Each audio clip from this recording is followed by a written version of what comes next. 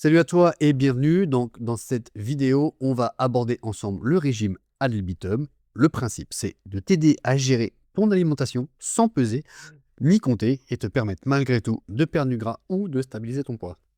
On va voir certains principes. Le but, c'est de t'aider à manger à ton gré en optimisant tes choix alimentaires et ta manière de manger.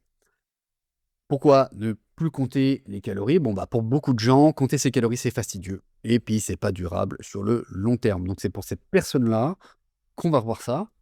Donc la solution, ça va être d'utiliser les signaux naturels du corps comme guide principal, t'aider à choisir les aliments qui maximisent la satiété, donc pour le moins de calories possible, et optimiser ton environnement et ta manière de manger. Pour commencer, on va essayer de comprendre ce que c'est la faim et comprendre la satiété de manière très simple. La faim, c'est un signal que ton cerveau envoie pour te pousser à manger et apporter des calories, notamment. C'est une sorte de signal d'alarme qui est un réflexe un peu de survie. Et elle n'est pas toujours synonyme de besoin énergétique. Elle peut être influée par plein de choses, notamment même le stress, les émotions, l'anxiété, c'est un stress, hein. De l'autre côté, la satiété. Donc, la satiété, on a des capteurs de pression au niveau de l'estomac qui vont s'activer quand tu vas apporter des aliments. Le corps va libérer aussi des hormones de satiété comme la leptine, par exemple, et qui, tout ça vont envoyer un signal au cerveau pour dire on a mangé. Et donc, à partir de là, l'appétit va diminuer et le repas va s'arrêter naturellement. Pour comprendre un petit peu ton poids, il est lié à une équation assez simple, vraiment très simplifiée, hein. Le poids, c'est ton appétit multiplié par ta satiété. Donc ton corps va chercher à remplir pour son réservoir d'appétit, hein, donc son estomac. Et donc toi, tu vas devoir choisir des aliments qui vont être très rassasiants, qui vont te permettre de remplir ce réservoir avec le moins de calories possible. Et le résultat, bah, tu auras une perte de gras qui va être naturelle, sans avoir besoin de compter ni peser. Première règle, augmenter le volume pour une satiété maximale. Donc ça, c'est le levier le plus important, le volume alimentaire. Donc ça, c'est la place que va prendre les aliments, la nourriture dans ton estomac. Plus le volume alimentaire pour la même quantité de calories est élevé, plus la satiété est élevée. Pour faire un exemple de comparaison, si d'un côté tu as 200 calories de cookies, il y a des chances que tu aies 2 gros cookies. De l'autre côté, si tu as 200 calories de concombre, tu vas avoir potentiellement 2 voire 3 concombres et si tu as 200 calories de pastèque, tu peux avoir facilement 500-600 grammes de pastèque.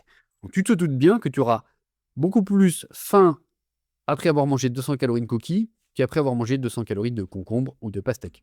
Donc on a vraiment cette notion de volume, la quantité d'aliments que tu peux avoir pour 100 calories. Ça, c'est ce qui va nous donner donc un indice de satiété. Il va y avoir également la teneur en fibres, la teneur en eau, qui vont jouer dans l'indice de satiété, mais on va pas forcément aborder plus précisément l'indice de satiété ici. Donc le principe, ça va être de privilégier tous ces aliments-là, qui vont être principalement des fruits, des légumes, les pommes de terre et les riz qui vont être bien hydratés parce qu'ils vont être très riches en eau et donc t'offrir un gros volume alimentaire. Et de l'autre côté, on va éviter ou limiter en tout cas les aliments qui vont être très denses, donc avec beaucoup de calories au 100 grammes, qui vont être des produits très gras, très riches en sucre, comme les pains blancs ou les pâtes par exemple. Dans la pratique, comment ça se présente? On va chercher à remplir au moins 50% de l'assiette, soit de fruits, soit de légumes, pour avoir un gros volume alimentaire. On va ajouter une source de protéines systématique et des féculents les plus volumineux possibles. Donc, dans un exemple, 200 grammes de brocoli, 200 grammes de pommes de terre, 150 grammes de poulet. On est à presque 600 grammes pour un repas. Et donc là, forcément, on va avoir un gros volume alimentaire. Le duo gagnant, protéines et fibres. Alors, pour les protéines, bon, 1,2, 1,6, c'est les recommandations globales, mais on va être plutôt sur 1,6 pour les femmes, 1,8 de grammes pour les hommes par kilo de poids de corps. Dans l'exemple, pour une femme de 60 kilos, pour 1,6, ça fait à peu près 96 grammes dans la journée. Sur 4 repas, ça fait à peu près 26 grammes dans la journée. Sans avoir besoin de peser, tu sais qu'une escalope de poulet moyenne, on est autour des 120 grammes de poulet cru, tu vas être à peu près à 23, 24, 25 grammes de protéines. Donc voilà, au niveau des fromages blancs, bah, ça te fait à peu près 300-400 grammes de fromage blanc en fonction du taux de masse grasse. Donc si c'est vendu en barquette individuelle, tu sais qu'il t'en faut 3 voire 4. Voilà, toi, tu as pas besoin de peser, tu sais que tu as tes apports en protéines.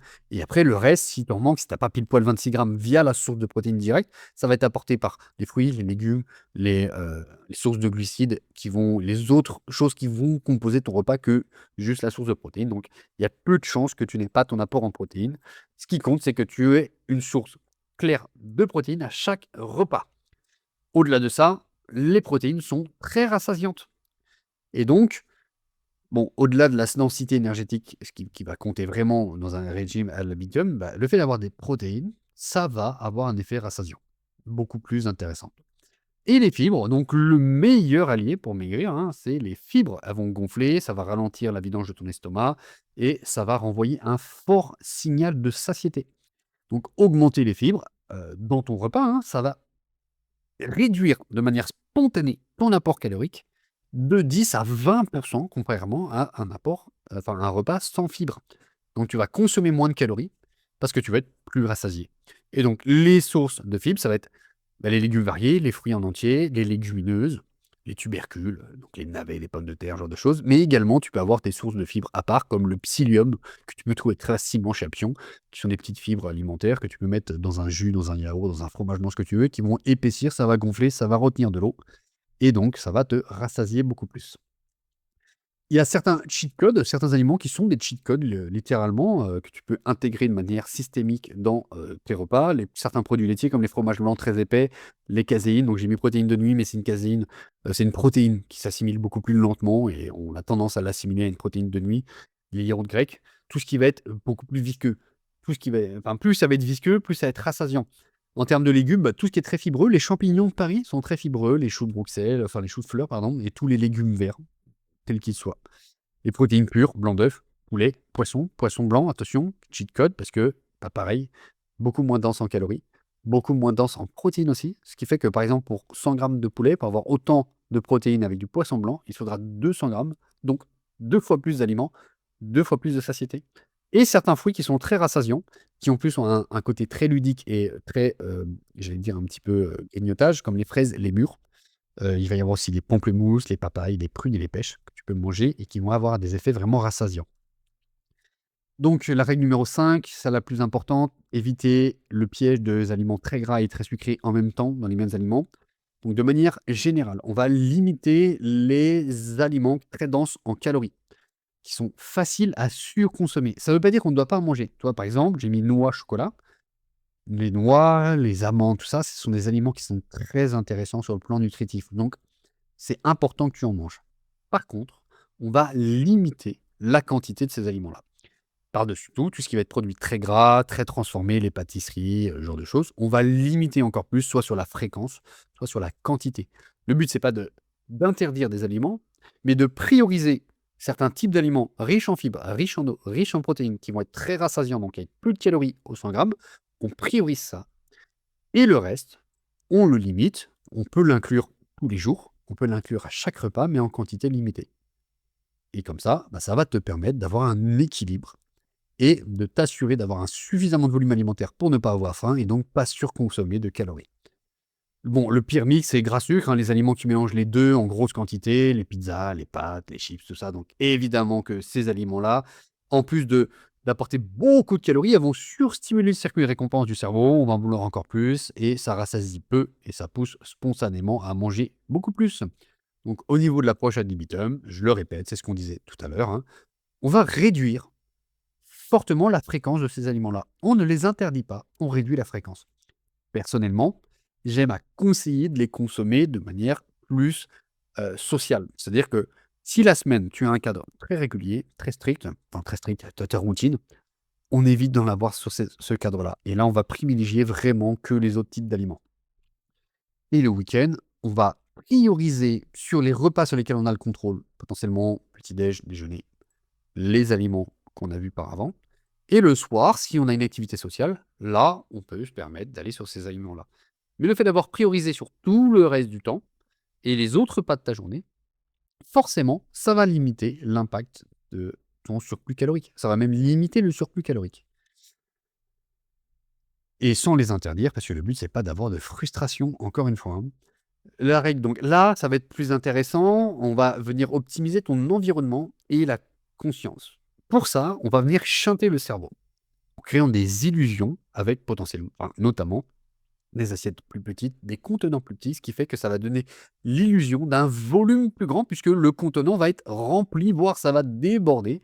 Et donc là, ça va envoyer un signal, on va tromper le cerveau. Le fait de se servir qu'une fois, donc ça va être important aussi, soit de portionner à la base dans des tubes ou ce genre de choses. Comme ça, tu prends, tu as déjà ta portion. Ça va limiter, ça va réduire la faim. Et un truc très important, ça va être d'éviter d'avoir un accès visuel et physique à tous les aliments, snacks ou autres, ou en tout cas très denses en calories. Le but, c'est vraiment de ne pas les avoir à portée de vue, ni à portée de main. Ça ne veut pas dire que tu ne dois pas en avoir, tu as le droit d'en avoir, mais ce qui est à portée de vue et à portée de main, c'est tout ce qui va être le plus intéressant pour toi d'un point de vue nutritif et volume alimentaire. Le reste, si tu peux avoir une pièce à part, un cellier ou un garde-manger dans lesquels tu vas pouvoir les stocker, là, ça va être le plus intéressant parce que plus tu vas les voir, plus tu vas être tenté de les prendre. Ton cerveau va y penser tout le temps, tu vas générer de la fatigue mentale à force de te dire: «Non, non, je les mange pas, non, je les mange pas». Il y a un moment donné, fatigue mentale, tu vas en avoir marre, tu vas craquer et tu vas dégommer le paquet. Donc tu as le droit d'en avoir, mais on essaie juste de ne pas les avoir à proximité, ni des yeux, ni des mains. Et ça, c'est vraiment important, hein, parce que ça peut vraiment changer la donne. Ton cerveau va les oublier, tu vas moins y penser et ça va être aussi plus confortable au quotidien. Règle numéro 7, là, potentiellement plus dure, mais très importante, manger en pleine conscience, c'est-à-dire être concentré sur ce qu'on mange. Ne pas être diverti par le téléphone, la télé, ni les réseaux sociaux.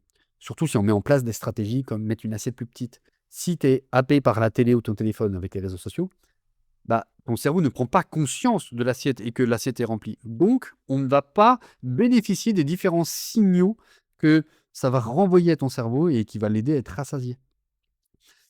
On va aussi se concentrer sur le goût, la texture, heu, j'allais dire le contraste aussi au niveau des repas, les couleurs, ce genre de choses. Tout ça, ça va envoyer des signaux, pardon. Donc le fait d'être concentré sur son assiette, de regarder ce qu'on mange pendant qu'on le mange, eh bien, le cerveau enregistre cette information et prend conscience qu'il mange, prend conscience de ce qu'il mange et ça va te rassasier beaucoup plus vite. Le simple fait d'être distrait pendant que tu manges, ça va augmenter l'apport calorique pendant et voire après le repas.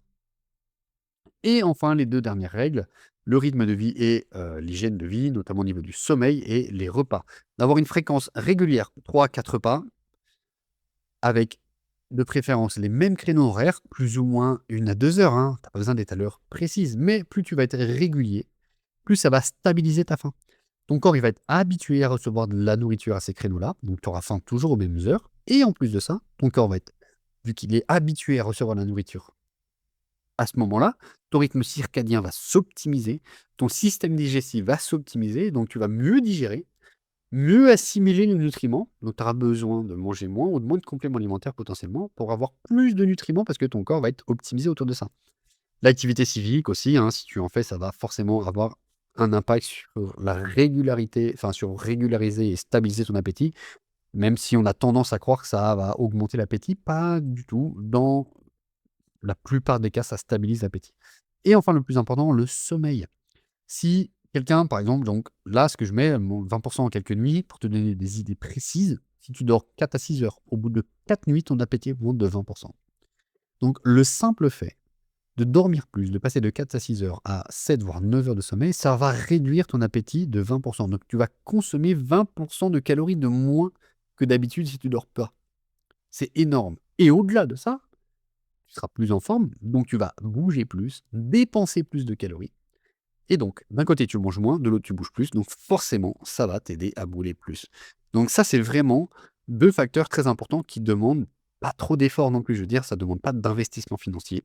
Ça ne demande pas d'efforts mentaux de fou, hein. Juste veiller à bien dormir. Et déjà, là, ça fait énormément de différence. Et c'est pour moi le plus important. Petite synthèse pour finir. Donc, on va y avoir un apport de protéines à chaque repas. On vise les aliments les plus rassasiants. On priorise. S'il faut, je peux te joindre. Tu me le dis quand tu m'envoies un message sur Instagram, sur WhatsApp, ou tu me le mets en commentaire de la vidéo.